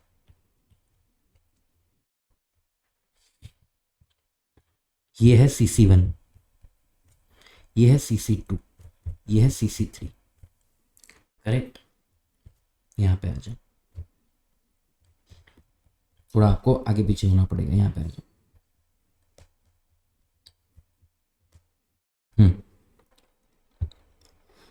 ग्रेड ए 6 टन, उसमें से CC1 कितना करता है, 2 टन। ग्रेड बी 9 टन, उसका CC1 कितना करता है, 2 टन। तो CC1 टोटल कितना करता है, 2 + 2 4 टन। CC2 कितना करता है, 3 + 2 5 टन। CC3 कितना करता है, 1 + 5 6 टन, करेक्ट। तो मैंने कैसे बांटा इसको, 4 5 6, सबसे पहले तो इस रेशियो में बांटा, 4 5 6 में, किस में, 4 5 6 में। तो 180 को 4 5 6 के रेशियो में बांट दिया। यहाँ पे आ जाओ, 180 इंटू 4 + 4 + 5 11 + 6 4 5 6 4 + 9 15 4/15 इज इक्वल टू 48।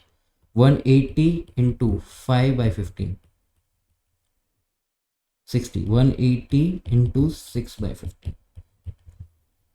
48 60 72। तो मैंने पहले तो 48 60 और 72 के रेशियो में बांट दिया, 48 60 72 के रेशियो, 48, 60 और 72 के रेशियो में। अच्छा, तो ये CC1 का रेशियो कितना, तो CC1 का कितना आया शेयर 48 रुपीज़, CC2 का आया 60 रुपीज़, CC3 का आया 72 रुपीज़। अब इसको ग्रेड ए और बी में बांटना पड़ेगा, ग्रेड ए और बी में बांटना पड़ेगा। अब वो ग्रेड ए और बी में कैसे बांटा है, ध्यान दो, ग्रेड ए और बी में कैसे बांटा है, इस रेशियो में 2, 3 और 1, 2, 2, 5, तो इस रेशियो में बांटना पड़ेगा। देखो CC1 का कॉस्ट कितना है, कॉस्ट एलोकेशन 48, और उसमें से 2 टन है वो ग्रेड ए के है, 2 टन है वो ग्रेड बी के है, तो 24। अच्छा, इस 60 में से 3 टन ग्रेड ए के है, 2 टन ग्रेड बी के है, 36, 24। इसमें से 72 में से 1 टन ग्रेड ए का है, 5 टन ग्रेड बी के है, 1260। बात समझ में आई? यहाँ पे देखो, यहाँ पे वापस से मैं आपको वापस से पूरा बता रहा हूँ, कंफ्यूज हो जाओगे नहीं तो। सबसे पहले तो इसमें पता है 2 ग्रेड है एलोकेशन के, 2 लेवल से, इसलिए प्रॉब्लम आती है। 180 को पहले तो मैंने क्या किया, तीनों कॉस्ट सेंटर में बांटा, तीनों कॉस्ट सेंटर में कैसे बांटा, किस रेशियो में बांटा, देखो 2 + 2, 3 + 2, 1 + 5, तो इस रेशियो में पहले सबसे पहले बांट दिया। और फिर देखो कॉस्ट सेंटर में तो पहुंच गई वो कॉस्ट, 180 की कॉस्ट सबसे पहले कॉस्ट सेंटर में पहुंच गई। अब प्रोडक्ट में भी पहुंचानी पड़ेगी, प्रोडक्ट पे भी एलोकेट करना पड़ेगा। क्यों? अपन प्रोडक्ट लेवल की प्रॉफिटेबिलिटी असेस कर रहे हैं, प्रोडक्ट लेवल की, तो प्रोडक्ट पे कैसे बांटा, इन्हीं रेशियो में बांटा भाई। जो 6 टन है उसमें से CC1 के 2 + 2 4 टन है, उसमें से ग्रेड ए का 2 टन है, ग्रेड बी का 2 टन है, ग्रेड ए का 3 टन है, ग्रेड बी का 2 टन है, ग्रेड CC3 में ग्रेड ए का 1 टन है, बी का 5 टन है। बात समझ में आई? तो इस रेशियो में बांट दिए। दोनों लेवल का है, वो आप लोगों को समझ में आया, नहीं आया तो मुझे डाउट पूछ लेना, कोई दिक्कत नहीं है। But this was not that tough, not that easy, not that था नहीं इसमें। हाँ, अभी इसका टोटल मान लो, देखो ए में एलोकेट कितना होगा, 24 1, 36 2, 12 3 और 60 4, ये चारों का एलोकेशन आएगा 132। और ग्रेड बी में कितना एलोकेट होगा, 24 24 60 और 60 168। यहाँ पे आ जाओ, 132 168, जिसका कंट्रीब्यूशन आएगा 48 ए का और 12 बी का। अब ध्यान दो, एक इंट्यूशन, बी ज़्यादा वेस्ट जनरेट करता है, इससे इसकी प्रॉफिटेबिलिटी कम हो गई, प्रॉफिट कम हो गया, बिकॉज हमने जो ओवरहेड्स थे 180 के उसको एक ऐसे रैशनल बेसिस में डिवाइड किया कि जो ज़्यादा पोल्यूशन करेगा उसकी प्रॉफिटेबिलिटी कम, जो ज़्यादा पोल्यूशन करेगा उसकी प्रॉफिटेबिलिटी कम।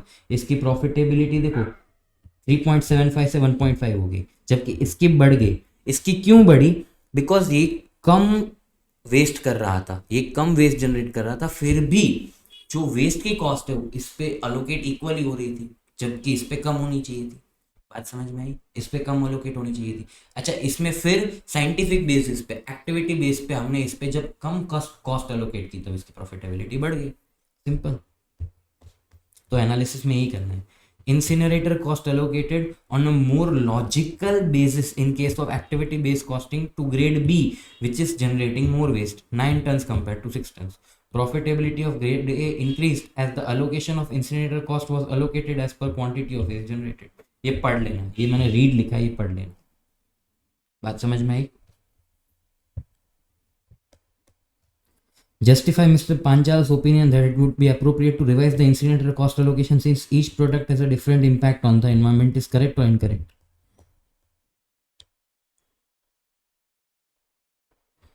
Correct, correct. क्यों? क्योंकि अभी तो अपन ने प्रॉफिटेबिलिटी निकाल के देख लिया, अभी तो अपन ने प्रॉफिटेबिलिटी निकाल के देख लिया कि प्रॉफिट का जो नंबर आ रहा है एक्यूरेट आ रहा है। तो क्या बोल रहे हैं? The benefits of using activity based cost methodology over traditional cost methodology is that, benefit क्या है?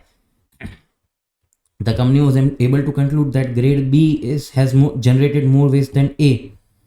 Based on activity cost allocation methodology subject to prevailing market conditions, company can increase the market price of grade B fertilizers by 18 per kg to recoup the extra overhead cost allocation. अभी 18 का क्या है ये बता दो। यहाँ पे यहाँ पे ग्रेड बी जो है उसका कंट्रीब्यूशन कितना था 30, लेकिन अपन ने जब एक्टिविटी बेस किया तो उसका कंट्रीब्यूशन कितना है 12, तो दोनों का गैप क्या है 18। तो बोल रहा है कि आप 18 से प्राइस बढ़ा दो ताकि जो वेस्ट जनरेशन का जो लॉस आ रहा है उसको आप रिकू कर सको। The company can explore the possibility of adopting more sustainable manufacturing process to reduce waste generation. In addition to above benefits, adopting activity-based costing methodology makes the company environmentally friendly by highlighting the need to reduce carbon। Simple क्या किया, कुछ नहीं किया इस question में। अपन ने क्या किया, जो ओवरहेड्स थे वो पहले ट्रेडिशनली एलोकेट हो रहे थे दोनों प्रोडक्ट्स में, तो 150 हो रहा था, लेकिन उसमें से अपन ने 300 में से 180 ऐसे आइडेंटिफाई किया और उसको ऐसे बांटा। कौन से रेशियो में बांटा, in the ratio of waste generated. कैसे, grade A 6 ton, grade B 9 ton, लेकिन अपन को कॉस्ट सेंटर भी दिया है तो अपन ने उस रेशियो में बांट दिया और फिर वो अलोकेटेड ओवरहेड्स के हिसाब से अपन ने प्रॉफिटेबिलिटी निकाली। तो पता चला कि भाई जो बी प्रोडक्ट है उसका जो कंट्रीब्यूशन है वो आइडियली 30 नहीं होना चाहिए, वो होना चाहिए 12। क्यों, ये ज़्यादा वेस्ट जनरेट करता है, और फिर उसके बेनिफिट्स लिख डाले, खत्म हो गया। बहुत इजी क्वेश्चन है, खाली दिखता टफ है। क्वेश्चन 2 आइए।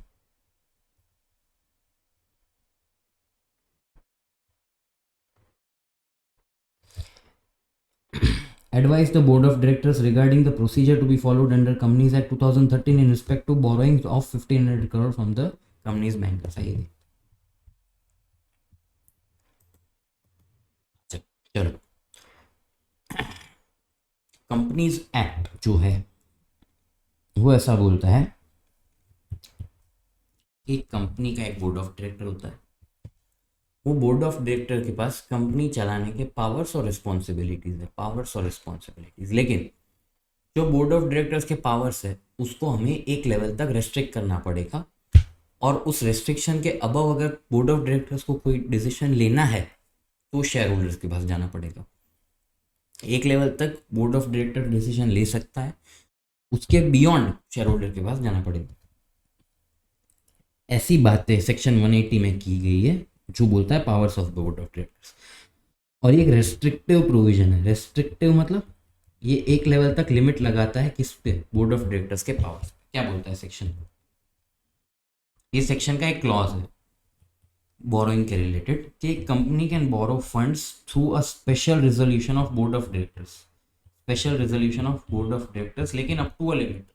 इस लिमिट से ज़्यादा शेयर होल्डर के पास जाना पड़ेगा। वो लिमिट क्या है, आपकी करंट बोरोइंग ले लो, लेकिन उस करंट बोरोइंग में temporary loan for ordinary course of business मत लेना, मतलब वर्किंग कैपिटल लोन है, कैश क्रेडिट है, वो मत लेना। सिर्फ लॉन्ग टर्म लोन्स है वो एक ले लो करंट बोरोइंग, उसमें ऐड करो आप कितनी बोरोइंग लेना चाहते हो और ज़्यादा। करंट बोरोइंग ले लो, उसमें temporary loan, cash credit, overdraft मत लेना, वर्किंग कैपिटल लोन मत लेना, उसमें प्रपोज बोरोइंग ऐड कर दो और उसको कंपेयर करो किससे, paid up share capital, free reserves और सिक्योरिटीज प्रीमियम से कंपेयर करो। किससे, paid up share capital, free reserves और सिक्योरिटीज प्रीमियम से। ठीक है, अगर इससे ये करंट प्लस प्रपोज बोरोइंग कम हुआ तो आप उतना लोन ले सकते हो, उससे ज़्यादा आपको मेंबर्स के पास देना पड़ेगा। ठीक है, पेड अप शेयर कैपिटल कितना है 2000 करोड़। फ्री रिजर्व्स क्या है, फ्री रिजर्व्स जनरल रिजर्व। क्या debenture redemption reserve free reserve है? नहीं, because it is year marked against the redemption of borrowings. Which borrowings? Debentures. Provision for tax नहीं, ये तो रिजर्व ही नहीं है। सिक्योरिटीज प्रीमियम है तो ले लिया, ठीक है। बाकी तो ये लोन है और ये शॉर्ट टर्म क्रेडिटर्स है। तो paid up share capital plus free reserve plus securities premium 3000 crore. Current borrowing कितनी है मेरी? करंट बोरोइंग 2000 की, ये इसको कंसिडर नहीं करना 2000 की, और मुझे ज़्यादा चाहिए कितनी? 1500 करोड़ की। तो कितना हो गया? 3500 करोड़। मेरा paid up share capital plus free reserve plus securities premium कितना है? 3000। करंट प्लस प्रपोज बोरोइंग कितनी है? 3500, ज़्यादा है। तो here the board of director has resolved to borrow 1500 crore which is beyond its power. Company can resolve to borrow 1,000 crore without members approval. 1,000 crore कहाँ से है? 1,000 करोड़ कहाँ से है? देखो 3,000, 3,000 मेरी 2,000 की तो लोन है, तो मैं और कितने की लोन के लिए स्पेशल रेजोल्यूशन पास कर सकता हूँ? 1,000 की। 1,500 की नहीं कर सकता, 1,000 की कर सकता। क्यों? 2,000 मेरा करंट बोरोइंग है, 1,500 मेरा प्रपोज बोरोइंग है। 1,000 तक मैं कर सकता हूँ, क्योंकि 1,000 का अगर करूँगा 2,000 प्लस 1,000 करूँगा तो 3,000 हो जाएगा, which is equal to this. तो it is still within the power of board of directors. 1,500 की नहीं कर सकता। ये कंपनी सॉरी ये इंस्टीट्यूट ने ऐसी लैंग्वेज लिखी है, इसलिए मैं बता रहा हूँ। बाकी मैं स्ट्रेट अवे ऐसा बोल सकता हूँ कि ये beyond the power of board of directors है, लेकिन ये आईसीआई ने एडिशनल लाइन लिखी है, इसलिए मैं बता रहा हूँ। ठीक है, hence special resolution is required to be passed in a meeting of shareholders. बात समझ में आई? हेलो, आई होप आपको समझ में आई।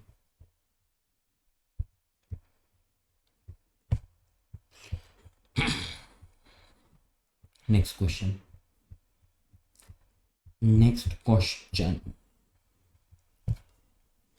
analyze the market valuation of DFPL's business based on an expected dividend of 55, growth of 5%, required rate of 10%. Dividend discount model के हिसाब से company का वैल्यूएशन कैसे आएगा? देखो, एक्सपेक्टेड डिविडेंड बोला है, मतलब वो D1 है। अगर प्रीवियस डिविडेंड बोला होता तो D0 हो जाता है, D1 है। Growth 5%, cost of equity 10%, D1 upon K minus D करोगे तो 1,100 करोड़ आएगा वैल्यूएशन। क्वेश्चन क्या बोल रहा है? Analyse the markets valuation of DFPL based on expected dividend this. What conclusions can be drawn regarding market's assessment of dividend DFPL's value? देखो, performance of company's average monthly share price in data comparison to broad based indices like BSE and Nifty. देखो, ये Sensex है और ये company का price है BSE में। अपन को तो कंपनी का प्राइस देखना है। कंपनी का प्राइस है 1,000 से लेके 1,200 के एग्जैक्ट बीच में, तो 1,100 हो गया।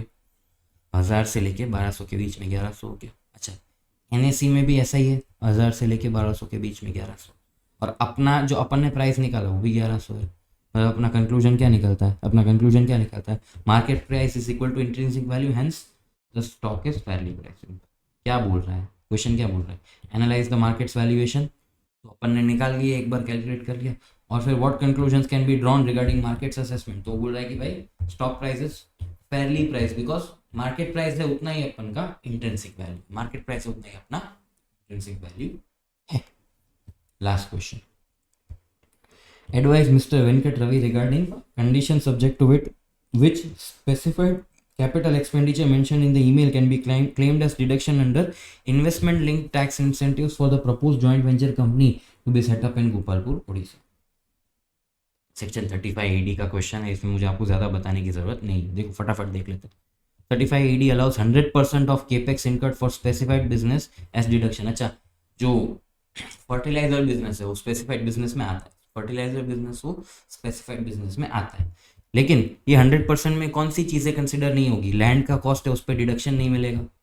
और दूसरा, domestic second hand machinery up to 20% of total capex is allowed.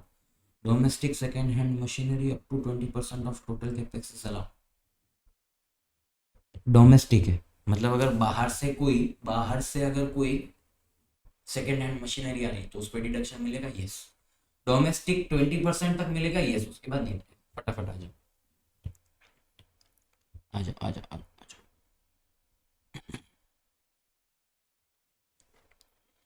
Second hand machinery domestic कितनी है? 45 करोड़ की। इंपोर्टेड कितनी है? 120 करोड़ की। 45 करोड़ की डोमेस्टिक सेकेंड हैंड इंडियन है, इंपोर्टेड 120। इस पे तो पूरा डिडक्शन मिल जाएगा, करेक्ट। अब यहाँ पे आ जाओ, अगर मेरा 45 करोड़ है, वो 15% है, तो मेरा टोटल केपेक्स कितना होगा? 300 करोड़ का। टोटल केपेक्स कितना होगा? 300 करोड़ का। उसमें से ये दोनों हटा दिए तो 135 करोड़ तो मैं न्यू ही डालूंगा, 135 तो मैं न्यू डालूंगा, ठीक है। 35, 300 माइनस 120 माइनस 45 कर लो। चलो यहाँ पे आ जाओ। 300 में से 45 की मेरी सेकेंड हैंड डोमेस्टिक है और 120 की मेरी सेकेंड हैंड इम्पोर्टेड है, तो मेरी 135 की न्यू मशीनरी आएगी जो मैंने यहाँ पे लिखी है 135। ठीक है। और लैंड की कॉस्ट 100 की, तो मेरा टोटल इन्वेस्टमेंट कितना है 400 करोड़, लेकिन मुझे डिडक्शन कितने का मिलेगा 135 का मिलेगा। करेक्ट।